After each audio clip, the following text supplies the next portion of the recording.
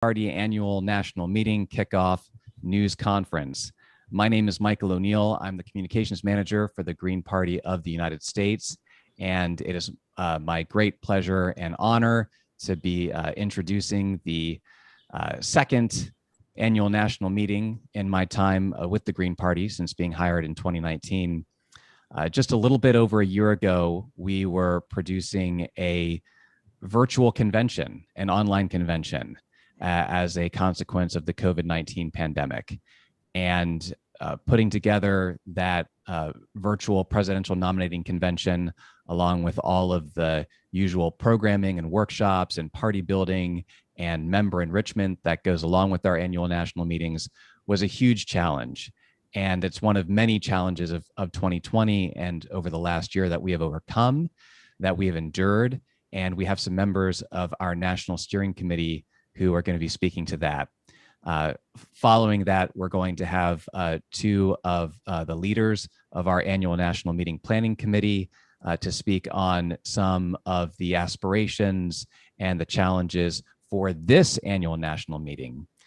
And while it was not ideal that we had to conduct another annual national meeting virtually and not be able to get together with Greens from around the country and candidates whom we miss being able to be in rooms with and conference halls with and dining halls with personally and have that personal annual national meeting experience. As a committee, as a party, we committed to using this opportunity or this situation as an opportunity to engage in some long overdue party building and training around the issues of diversity, equity, inclusion, and solidarity work to make this party as representative as it possibly can be of the many communities and identities and movements that the Green Party seeks to represent as an electoral arm in American politics. The Green Party is committed to social justice, grassroots democracy, ecological wisdom, and nonviolence as our four founding pillars. And we have lived that out in 2020 as we have stood in solidarity with the George Floyd uprising and calls to defund the police, as we have stood for a just community-based recovery to the COVID-19 pandemic, and in being assertive and bold in our demands of the government and how it needed to treat this pandemic, and calling out the many failings of the US government in its treatment of the COVID-19 pandemic and the many lives that were lost unnecessarily because of that. Before I transition to our steering committee members to talk a bit more about that political context, I just want to remind folks that registration is still open for the Green Party's annual national meeting. You can go to gp.org/ANM and get a link to the registration form there. We are very much looking forward to this evening's program, where we will have a live screening for registrants of the documentary Surviving Pulse, Life After a Mass Shooting. And we're going to have a very important panel discussion afterward with the producer of the film, along with a member of our training team this weekend, Robin Harris, who's also interviewed in that film. And also on Friday, we're going to have a fundraiser with the amazing comedian Graham Elwood from the Progressive Comedy Show and the Political Vigilante. And then we're very much looking forward to Saturday's keynote speech from Kali Akuno of the Cooperation Jackson movement. So without further ado, I will hand things over to our first national co-chair who will speak. Gloria Matera is based in Brooklyn, New York, and I will turn things over to Gloria Matera. Gloria, you are currently muted. Thank you, Michael. Welcome, everyone. First, I'd just like to extend my thanks to the Annual National Meeting Committee and the Green Party of the United States staff for all the tireless work they have done. It's not easy to put together such a robust and exciting four-day event for the party. So one of the most important things is for a political party is ballot access, to be able to be on the ballot so voters have a choice. And in 2020, the Green Party overcame how COVID was weaponized against ballot access, even as countless Greens worked on the front lines and in mutual aid projects. Our candidates took to the streets with their safety and the public's in mind so that voters can cast their ballot for an eco-socialist Green New Deal that will not only push back against the current climate crisis, but create millions of sustainable, good-paying jobs. I'm really looking forward to the next 4 days where the Green Party has committed to deal with oppression, dismantling racism, both in working more diligently to do that in our party, as well as sending out dozens of organizers to be able to do that kind of work, throughout the country. Thank you for being here. Thank you very much, Gloria. And I will turn it over to our next member of the National Steering Committee who will speak. And that is our National Party Treasurer, Hillary Kane. Hillary, when you're ready. Yes, thank you very much. I am also grateful to our volunteers, our hardworking annual meeting committee, and our staff. I used to be a member of our annual meeting committee, so I fully am aware of what it takes to put this type of event on. Certainly in person, it's difficult, and virtually it's a whole different, ball of wax, so to speak. I'm just really thrilled and excited for the variety of workshops that we have that will kick off today. As Gloria mentioned, our theme this year is an anti-oppression focus, and we've brought in some really amazing trainers who I think are going to help us, really look introspectively. I think we've learned in this past year, some of us sooner than later, that a lot of us have work to do, both interpersonally, institutionally, and we want to make sure that we're not just talking the talk. And I think we all know that our platform is stellar on many issues around racial justice and oppression. We're one of the first parties calling for reparations, but that doesn't mean that we all individually, have figured out how to interact with each other across difference in, sometimes difficult and contentious, conversations. So I'm looking forward to the work that we're about to do. And for me personally, the annual meeting is always just a time for rejuvenation and re-energizing, recommitting to the hard work that it is to organize in this world, and to be a political party that doesn't have ballot access in many places, as Gloria mentioned, to really be, struggling for just our basic rights as an organization. So it's hard work, and sometimes you get tired and burned out. And I always find that reconnecting with other Greens across the country is the best antidote to that, to really feel the groundswell and the camaraderie, and to be in common cause with people, many of whom I've never met, and I look forward to meeting over the course of the next few days. So with that, I will turn it back to Michael. Thank you so much, Hillary. And our next steering committee member, National Co-Chair Kristen Combs. Thanks, Michael. One of the reasons I joined the Green Party is that we have by far the strongest platform on anti-oppression. We get it right on social justice. But I've learned, I think all of us have learned over the past couple years nationally within our party, that implementing that and having it in our platform are different things. And I'm really excited to have this time at this A&M dedicated to renewing our commitment to social justice, to anti-oppression, and putting it into action, both inside our party, making sure that what we are doing is dismantling the systems of oppression rather than perpetuating them, working together with each other to have that renewed sense of purpose towards anti-oppression and solidarity. I'm very excited for this time. It is, as Hillary said, one of my favorite times of the year with Greens. It's unfortunate that we still have to be virtual for another year due to the kind of poor response to this pandemic, but I'm looking forward to when we're all together in person again, and am so So inspired by the number of Greens who are gathering together to continue this work even in a virtual setting. So thanks. Thank you very much, Kristen. And I just want to give a shout out to the many Greens out there, and especially Greens on our steering committee who are members of frontline roles in our schools and healthcare system throughout the COVID-19 pandemic.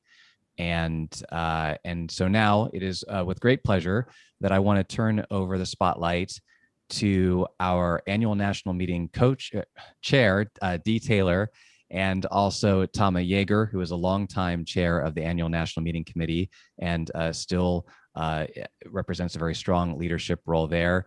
And they're going to talk a bit about the process for this year's annual national meeting and in its theme, dismantling oppression, building solidarity, a Green Party for everyone. So I'm going to add Dee and Tama to the spotlight here. Thank you so much for your work on this annual national meeting. It's been such a pleasure working with both of you. Please do take it away. Okay, thank you, Michael. And, I just want to add that I personally am very grateful to the teamwork that has produced this year's annual national meeting. So thank you to you and to Tama and the entire committee and the support of the steering committee. So just as an overall picture, this year's theme, again, dismantling oppression, building solidarity, a Green Party for everyone, is going to focus on diversity, equity, and inclusion training for Green Party organizers and members. And the event is featuring workshops led by Green Party leaders, members, and committees on a variety of topics that align with that theme. Plenary sessions will be led by our trainers, Frailty Myths, which will include hands-on and facilitated learning experiences centered around the theme of diversity and inclusion. And each day will end with events that will provide opportunities for education, reflection, and inspiration. So we've got a really packed weekend ahead of us. And so I'm going to ask Tama to explain what led the Green Party to this theme and activities for this year's A&M. Tama, I think you're still muted.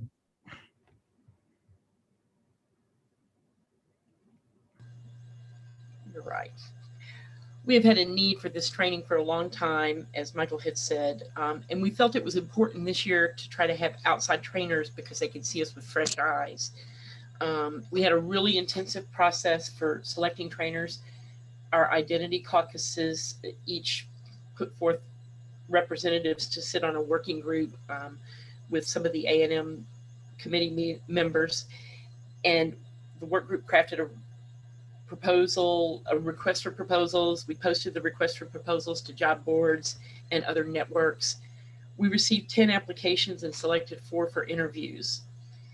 And the entire committee felt that Frailty Myths was the best for our organization at this time. And they have worked very hard. They've been tireless in working with the caucuses and committees to try to get training that will really help us will really help us with oppression in the future, so, and help all of our Greens that are organizing out there. So Dee, what do we do for the scheduled 4 days? Well, some of the things that are planned are, we're really excited, as Hillary mentioned, that we have nearly 30 workshops that were submitted by Greens and that align with the theme. Workshop proposals were submitted. After they were submitted, they were reviewed and selected by a work group of Greens representing identity caucuses and as well as members of the A&M committee. The workshops are interspersed between the plenary sessions with Frailty Myths, and segueing into those plenary sessions, each of those sessions is centered around skill building topics that are designed to engage participants in a variety of ways. As Michael mentioned already, we're really excited about tonight's screening of the documentary film Life After Pulse. That will be followed by a moderated panel discussion and Q&A. And this film centers around the survivors of the mass shooting at the Pulse nightclub in Orlando, Florida in 2016. And we're also really excited to have Kali Akuno, as Michael did mention earlier, to deliver this year's keynote on Saturday evening. And he's known as one of the country's leading Black radical thinkers in the fight against white supremacy and economic oppression, with a history of movement building in Latinx and Black communities. So we're really excited about these activities, and I'll tell you a few more in just a minute. But first, Tama, I'd like you to let us know how many people are expected to attend this year's A&M. Almost 300 people have registered from 40 states. 84, we were able to have 84 people pay reduced fees because of folks who had committed dollars to our Solidarity Fund, and 90 people were completely waived on their registrations. So about 2/3 of the people are coming at reduced fees or waivers. Now, Dee, tell us a little more about what's planned. Okay. So some other things that are planned, the co-chairs of our Presidential Campaign Support Committee will facilitate a debrief of the 2020 Green Party presidential campaign on Sunday. And this will include a presentation from the Howie Hawkins campaign, lessons learned, and a brief Q&A. On going back to Saturday, we're going to have a victory celebration that will highlight the successes of Greens over the past year with political campaigns, initiatives, and other forms of activism in which Greens engage. So we're really excited to be able to hear and share those experiences that have been cause for celebration over that period of time. The Green Party Diversity Committee will lead a panel discussion on Sunday with representatives from the identity caucuses and focusing on intersectionality and inclusion to identify and combat discrimination, white privilege, and patriarchy. So we have a real good lineup of a variety of activities that are going to align with the theme and really provide a lot of, like I said before, education and inspiration and reflection too on how we can move ourselves forward with these skills and knowledge and dispositions that we gain from the experience. So Tama, moving on to a description of how have we worked on making things accessible for the A&M? We made it easy for all 90 people to get free registrations. And we were also able to furnish several attendees with Chromebooks and hotspots so they could attend. Otherwise, they wouldn't have been able to. And this is due in part to 33 people donating to our Solidarity campaign this year. We also are assisting people in getting transcripts, and we'll have closed captions for all sessions where folks can turn that on themselves. We've also made sure that everything is possible for people who have screen readers of all kinds. Really good. Great. Yeah. Thanks to all those contributors. Yeah, this year's been, I think, really precedent setting in terms of making sure more people have access to the A&M more so than in other years. So thank you for those efforts. And so finally, Michael already mentioned our fundraiser, but I'd like you to tell us what's more in store about that fundraiser and how people can participate in that. Graham Elwood, great comedian, is going to do a show for us at about 9 o'clock. But before that, we have a VIP meet and greet with Graham, which is limited to, I think, 25 people, but there are still some tickets left. So you can go online to get that, and we'll have a free session with Graham Elwood tonight, and online. You can get tickets online. Michael can put that in the chat. And all right. Well, is that it? Okay. Oh. Thank you, Tama. And Michael, I think we're finished now, so I'm going to turn this back over to you. Wonderful. Thank you so much, Dee and Tama. Like I said, it's been such a great honor to work with both of you. And thank you so much for your leadership and your experience that you bring to this annual national meeting process, even when it's not a virtual affair, and when it's something that we have more experience with the in-person A&Ms. There's still a lot that goes into it, many logistics in terms of accommodations that need to be met, and I'm looking forward to actually being a staffer as part of an in-person annual national meeting next year and seeing what that process is like. And I want to briefly welcome to the stage Traren Cruz. He's another of our Green Party National co-chairs.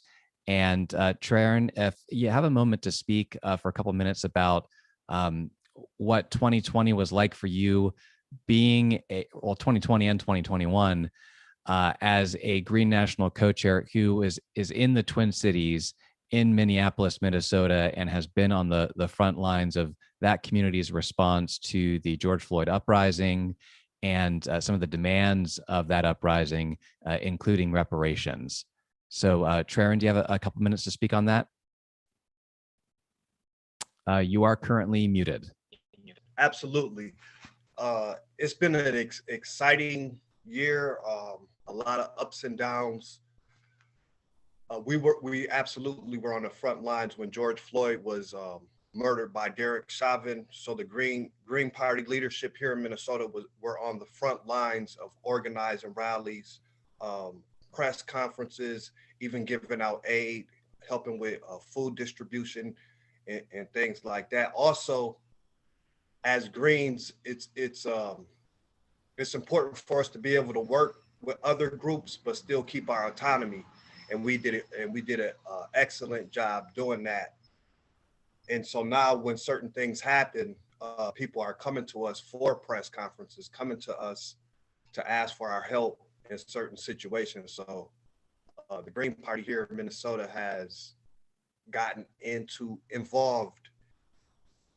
Not saying we're not insiders at all, but we're more involved in the community, and they can't just exclude us from things like this anymore. They need to come and talk to us because we're experts now in this area, because we were involved in getting helping Derek Chauvin be convicted, which was a historical moment here in Minnesota, and was proud to be a Green and be on the front lines doing that. Also, not just George Floyd, there was also Dante Wright was also murdered during that time. Breonna Taylor was also murdered by the Louisville Police Department, and we had responses for that also. Jacob Blake was also shot in the back several times, and we had rallies and responses for that. And then the fight for reparations was major here. We started that before COVID, and then we connected with a library here to start a book club. But once the COVID hit, we had to start doing it virtually. And then George Floyd hit, and that just showed us why reparations was so important here in the city of St. Paul, or in the Twin Cities. And St. Paul wanted to do something big to respond to what happened to George Floyd, and we felt that starting this reparations process would be one of the best responses we can give, because George Floyd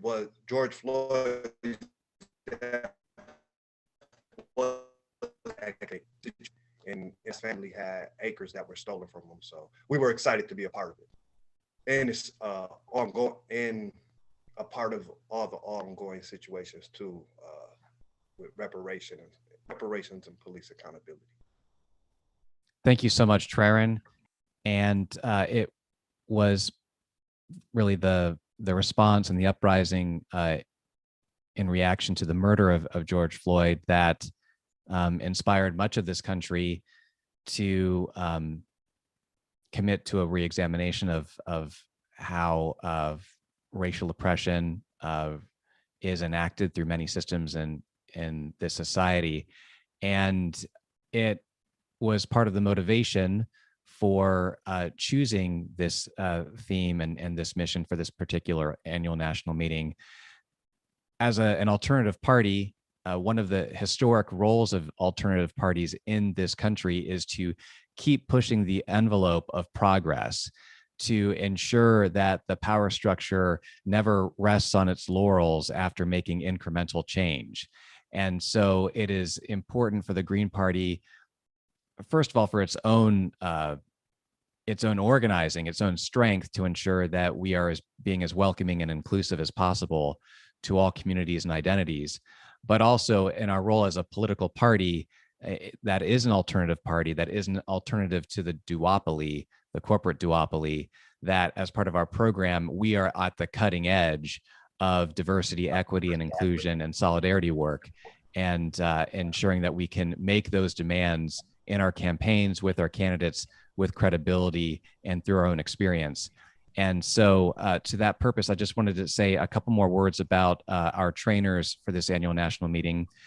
Frailty Myths has been referred to a few times, and that is the organization that was brought on as external trainers, bringing expertise in the area of diversity, equity, and inclusion. And one of the reasons they were chosen is that they're an impact-driven, practice-based organization. And their method is rooted in experience and in programming that results in lasting changes. We understand that this annual national meeting, as much work has gone into it and as much work as we're going to do over the next few days, it's just the beginning. This is about trying to launch the Green Party into a generational shift, the next phase of the evolution of the Green Party, in terms of being radically inclusive and having a radical commitment to solidarity with marginalized and oppressed peoples, and having equity with those folks in our membership and in our leadership positions. And then I also just want to say that we have a facilitator who was hired from within the party to be able to kind of bridge the experience of the existing party culture and the existing party challenges. And that's Robin Harris, who is a co-chair of the Green Party of Florida and has previously served as a co-chair of the National Black Caucus. And presently, Robin leads the Black Agenda Working Group within the National Black Caucus. So we're very grateful to Frailty Myths and Robin Harris for their facilitation work throughout the week. And also, I just want to say one last thanks to all of the Greens, and especially to our presidential candidate, Howie Hawkins, and our vice presidential candidate, Angela Walker, for bearing the Green Party standard as our presidential and vice presidential ticket throughout 2020, for waging a enormously challenging nationwide campaign under pandemic circumstances, as the Green Party continued to endure xenophobic McCarthyite smears from the two-party power structure, from lawsuits intended to not just suppress our ballot access, but intended to suppress voter choice. And that was a campaign that worked with vigor and great enthusiasm and was inspiring to Greens across the country, both new Greens and allies who were brought in by your campaign, and also longtime Greens. So thank you very much to them. At this point, I will turn it over to questions. And so we do have a couple members of the media in our Zoom audience here, and I will ask you to unmute. And if you could please say your name and the platform that you are reporting from today.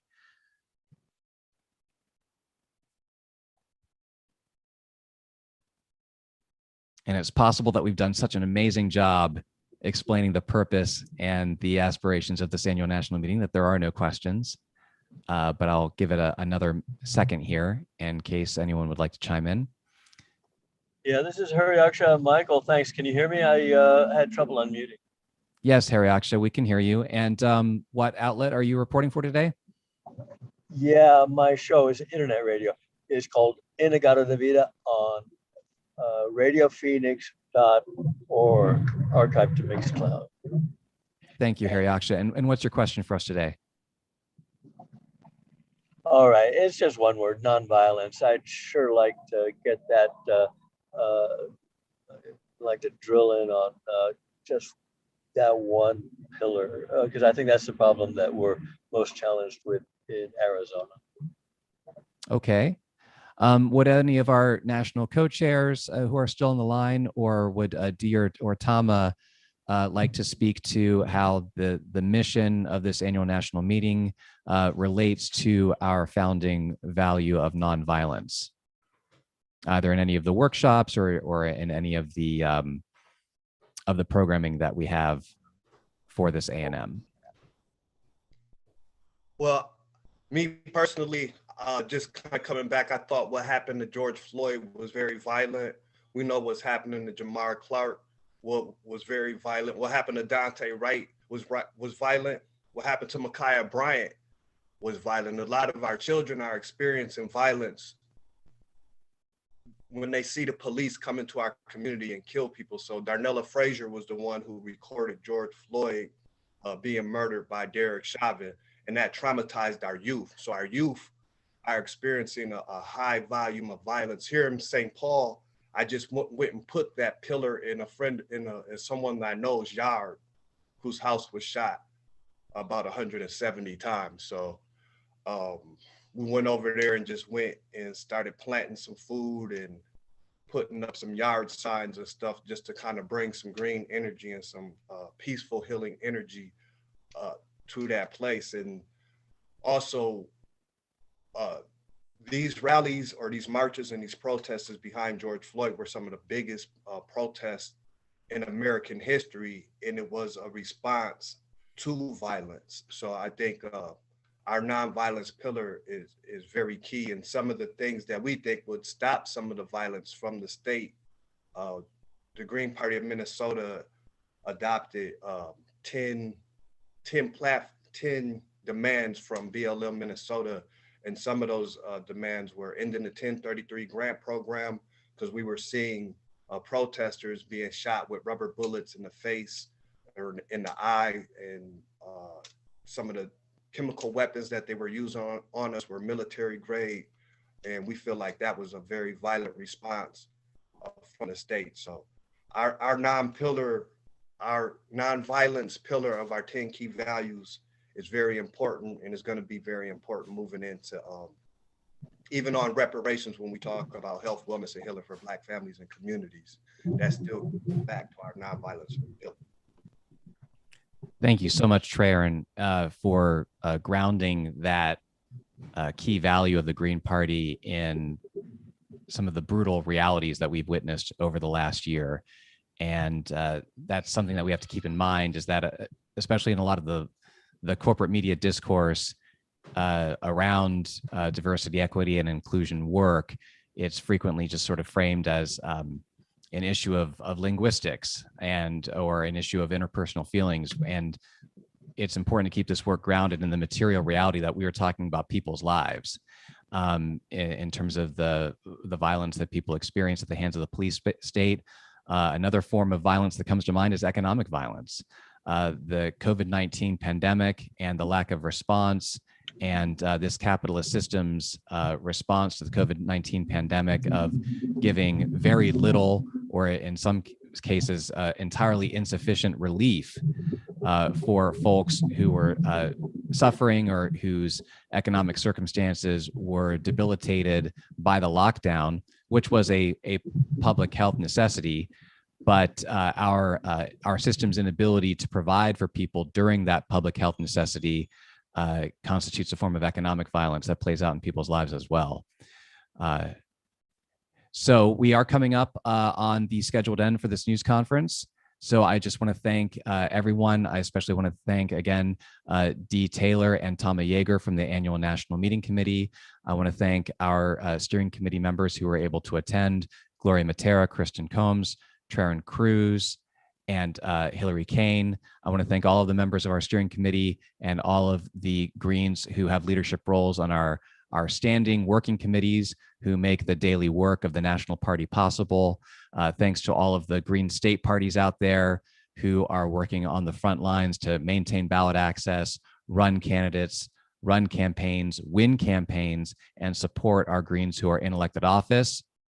I encourage everyone again to go to gp.org, and you'll see right on the homepage the registration page link to register for the annual national meeting, which is still open through the meeting. And that is gp.org/ANM for that direct web address. And again, do make sure you get your tickets for the Green Party fundraiser on Friday evening with the amazing comedian Graham Elwood. And we really celebrate and lift up all of the Greens who have taken time off, who have set the time aside and contributed resources to attending this annual national meeting and doing this important work. And we look forward to seeing everyone again in person in 2022. Thank you very much.